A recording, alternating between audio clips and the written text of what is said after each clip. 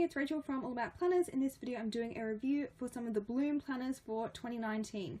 So I was going to purchase the student planner, which is this one. Has a really functional layout with different categories for each day, which you guys know I love in a planner. And they were nice enough to send me that planner and all these extra goodies for free, so super thankful. Let's have a closer look at each of them. So first of all, some encouragement cards. If you're a teacher, I think these would be really cute to give for your students. Got a nice quote on the front, and then you've got space on the back to put a little message, so they're quite cute. You could also include them in like a thank you card as something extra and different. Stickers, of course. Let's talk about stickers. Absolutely love stickers, especially these functional ones right here. Really pretty rainbow colors. And then you've got some more decorative ones, and there's multiple sheets in the packs. So as you can see, I'll just zoom in a little bit. Lots of different stickers for decorating, regardless of whether you use a Bloom planner or not. They'd still look cute in any planner. Then we go into the actual planners themselves. So I've got a horizontal, the student planner I was talking about before, which I really like the most, and then also a vertical one as well. And this one is a monthly calendar, so I'll do this one first. So it's quite big, US letter size paper, and it's quite thin. So if you needed a bit of extra space to plan each day, this could be a good extra in addition to using a planner. It would be really ideal if you have a blog like I do, because it has so much lined note space and a huge calendar. So these boxes are massive. So one of the reasons that I stopped using traditional calendars like this was because the boxes were too small to write in. However, because these are huge, I reckon I could fit the whole blog post name, and I always do little check boxes like draft, edit, images, pin to Pinterest, that kind of thing. So I reckon I could fit everything in this box because it is so big. It is a US planner, so it does have US holidays printed.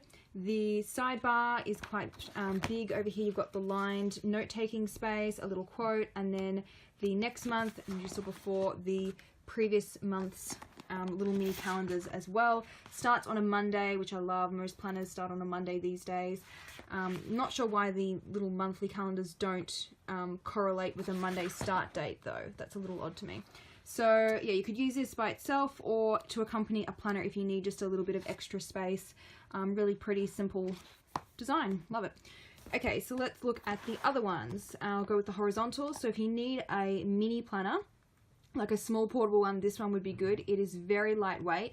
It has a sort of like a cardstock cover, very thin, as you can see.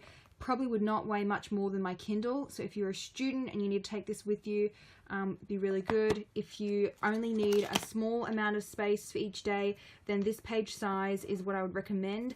Otherwise, I typically go with the more, I guess, classic size, which is this one, the 7x9. So as you can see, quite a bit of a size difference in terms of the width and the height.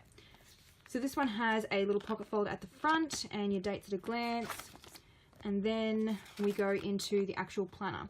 So while it is sort of catered towards a student with the whole scheduling, you put your timetable in here, anyone can use this planner. I do quite like these to sort of draft out how I'm going to set up a routine. So a few years ago I did one of these and I was like, okay, so on the Saturday I'm going to film planner review videos, do the photos, all that kind of stuff. So I had this as like my draft, and now I sort of use that as my rough guideline of what I'm going to do each week.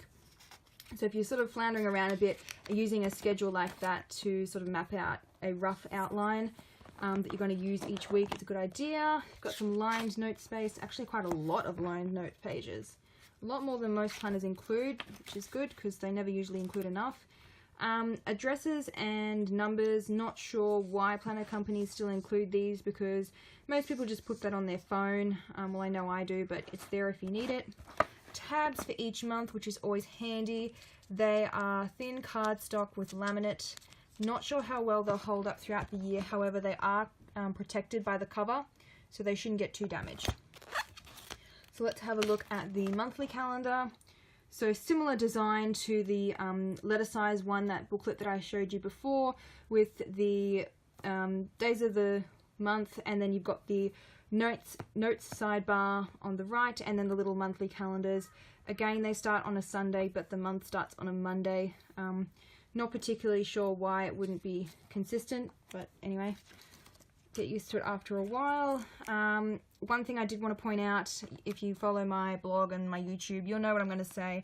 I really hate when planner companies do this don't split the box in two, because now I can't write anything in there, especially when you've got that little graphic. It is literally, as you can see, the size of my finger in comparison. It's basically impossible for me to write anything in that box. So if I were to use this, I would get some white out the line and the number, and just restart the numbering on the top row. However, because they've got those month at a glance calendars, that might be a bit tricky for this one. Yeah, I'm not too sure about that.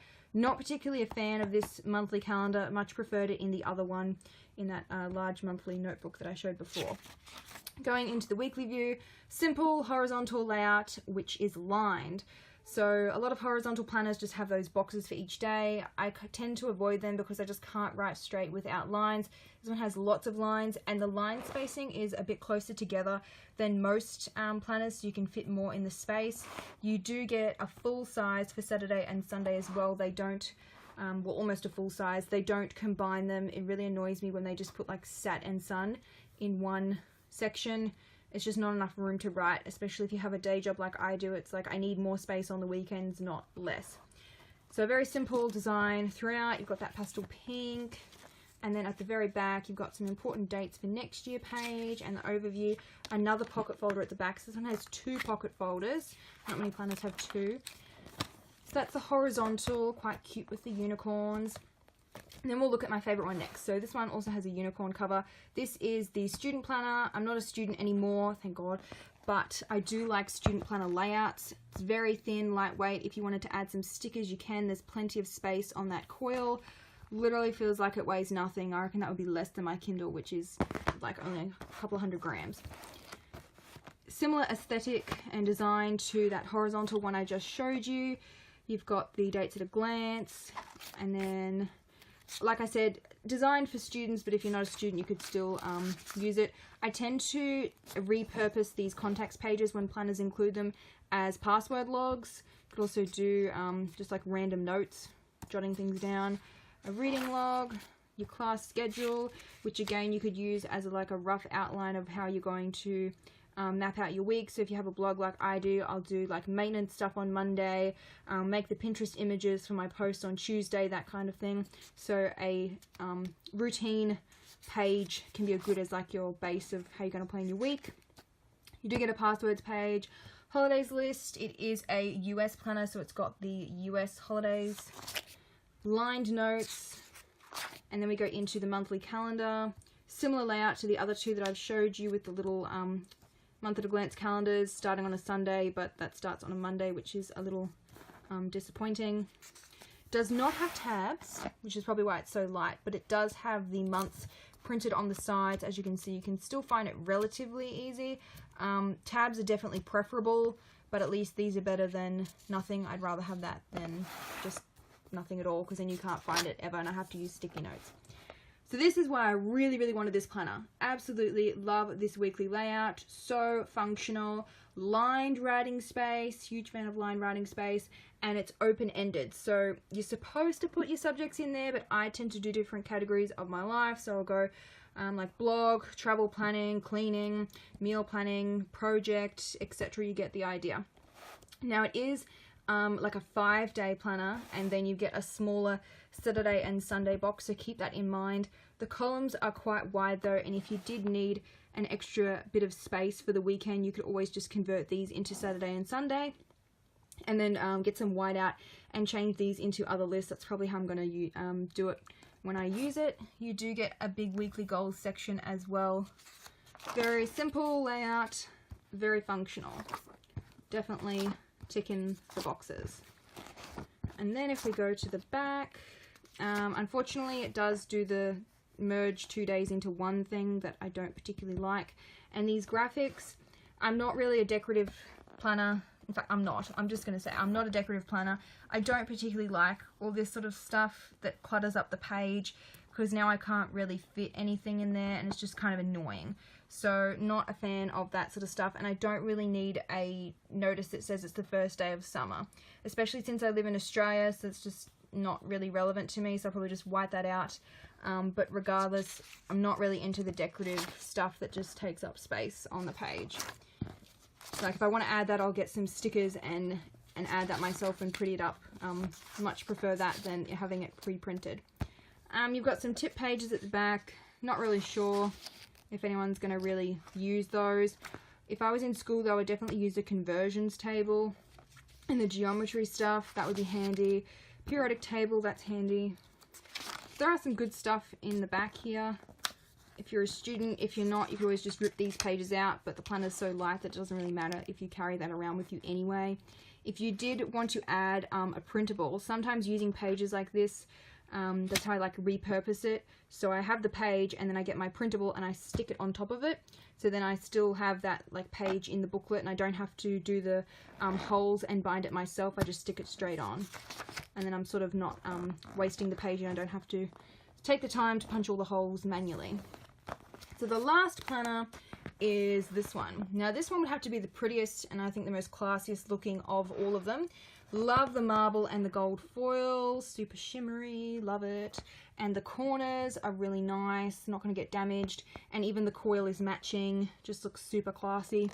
It's quite thin, especially for a hardbound or hardcover planner. It is quite thin and quite lightweight, which is good. Let's have a look inside.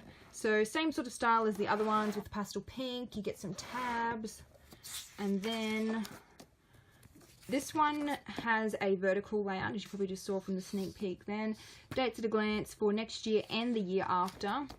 They have some vision pages, goal tracking, bucket list, holidays list, that same scheduling template, dresses. I really like this flag and the pattern thing up the top. I really love that header, looks really cute. 2-column notes page, which would be ideal for list making.